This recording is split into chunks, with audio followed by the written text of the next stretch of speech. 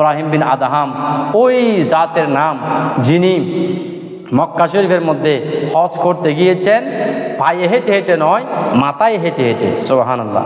মাথায় কিভাবে? কিতাবের মধ্যে লিখেছেন যে ইব্রাহিম বিন আদহাম রাদিয়াল্লাহু তাআলা আনহু খানায়ে কাবার দিকে যাচ্ছিলেন, এক কদম দেওয়ার পর ইনি 2 রাকাত নামাজ পড়তেন। কয় রাকাত?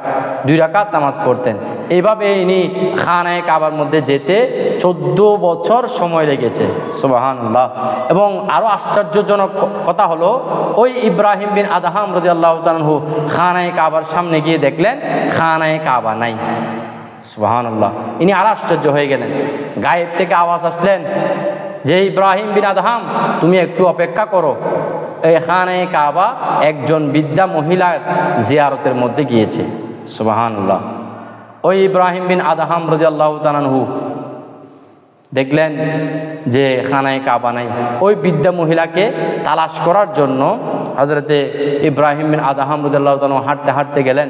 দেখলেন যেতে যেতে যেতে যেতে দেখলেন ওই খানায়ে কাবা রাবিয়া বসরের উঠানের মধ্যে। সুবহানাল্লাহ।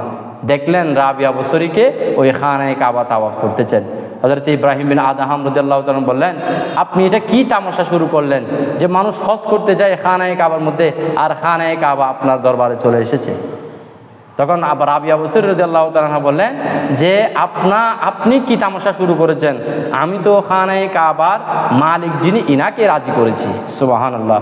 আল্লাহ জাল্লা শানুহু আমাদের সকলকে ইব্রাহিম বিন আদহাম রাদিয়াল্লাহু তাআলা আনহুর ফাতিহা করার সবাইকে তৌফিক দান করুক। আমিন।